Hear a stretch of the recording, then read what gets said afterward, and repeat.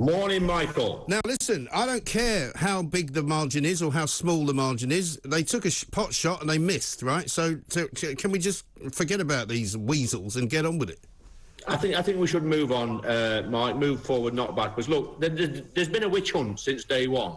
Since the day I got elected, the people, the press, especially the BBC, the mainstream media, have all been at it in for Boris.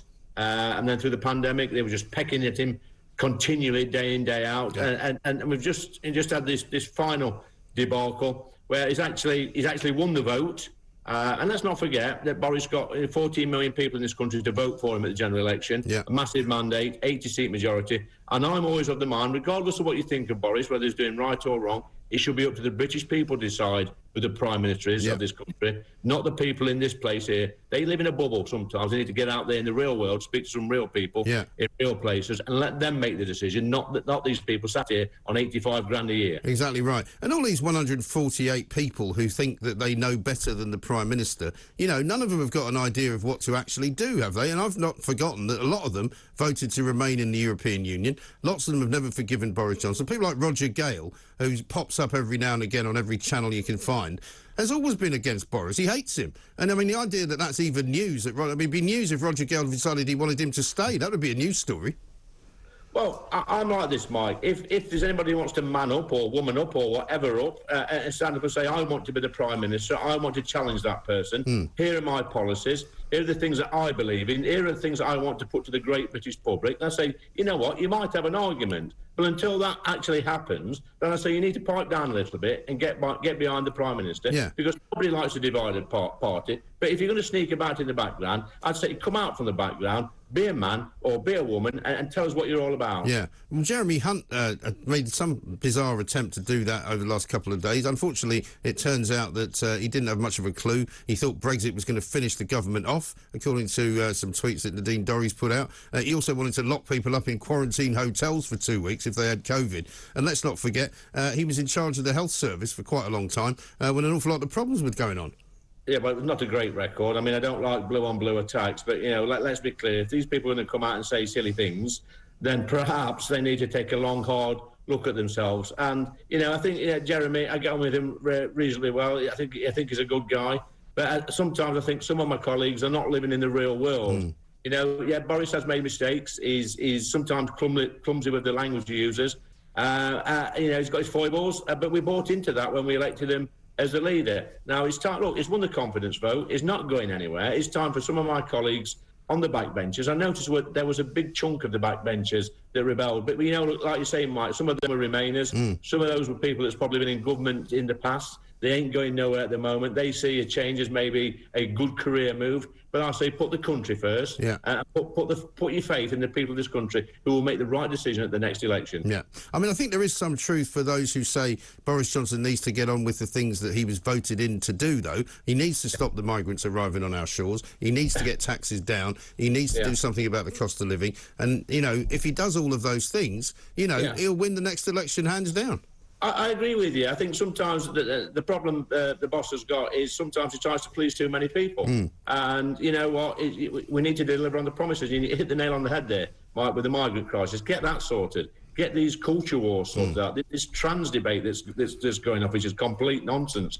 Get all these things sorted, along with putting more money in people's pockets, cutting taxes, getting back to being a real Conservative government, not a socialist government. If it gets that right, and at the next election, I think we'll be fine. Absolutely right. Because, I mean, this week is Health Week, apparently, and we saw at the weekend that we were expecting to see Sajid Javid and Boris making some changes to the way the NHS works. I mean, a story today, which we're going to talk about in a little while, NHS have decided to remove the word woman from various pieces of literature about cancer of the ovaries. And you go, well, if that's the way you're going, guys, I'm not sure that's going to help with the waiting list problem.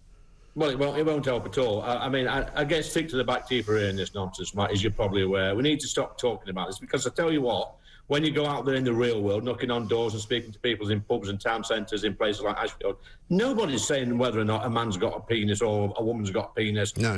We automatically know in my neck of the woods between the difference between a man and a woman. Yeah. You know, when I was born, the midwife says to my dad, congratulations, you've got a son. He didn't say, congratulations, we don't know what you've got. Wait till it's 18. It's absolute nonsense. Yeah, wait till he can speak, can he decide what he is? You know, I mean, it's unbelievable, isn't it? But this is the other thing, right? These people in Westminster, and you've seen them firsthand, you know, for the first time as a new MP, you know, you wonder what they do at the weekends, what they do at night, or what they do in their spare time, because they certainly don't live in the real world. They don't meet anyone who lives in the real world. I mean, I actually think some of them, Mike, I think they lay awake at night thinking, how can I be ridiculous the following day? Yeah. How can I put out a ridiculous statement that was probably going to offend 99.9% of the population, which is what they do. You're right, they don't live in the real world. They live on Twitter. Yeah. They live in the tea room here. They live in the little bubble and the social media bubble. They don't actually speak to real people. Right. And that's a big problem. And how important are these two big by-elections coming up? Because, I mean, it seems to me that the Tory party is kind of talking it all down and saying, well, you know, they're pretty much both lost,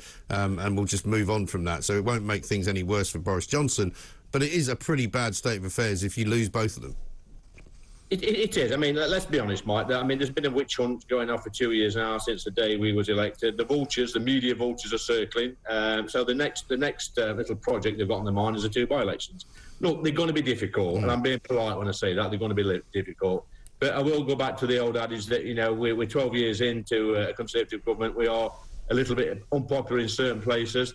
But the only election that counts is a general election. And normally, by-elections, they're overturned at the general election anyway. So probably we do need a kick up the backside every now and again. And we've had one in the past. But let's not forget, it wasn't that long ago that we was winning in Hartlepool, the by-election. Yeah, exactly right. And, I mean, the world has changed. Labour Party's still wandering about. Nobody knows what they stand for. Nobody knows what Keir Starmer's going to do tomorrow, because he's still got this police investigation hanging over him. For all we know, he could be handed a penalty charge notice and he has to resign next week. Well, that's right. I mean, like you say, Keir Starmer doesn't know what he's doing tomorrow. He doesn't know what he did yesterday. I mean, the man's walking around Parliament in a trance. I think he's got big problems. Him and Angela Rayner.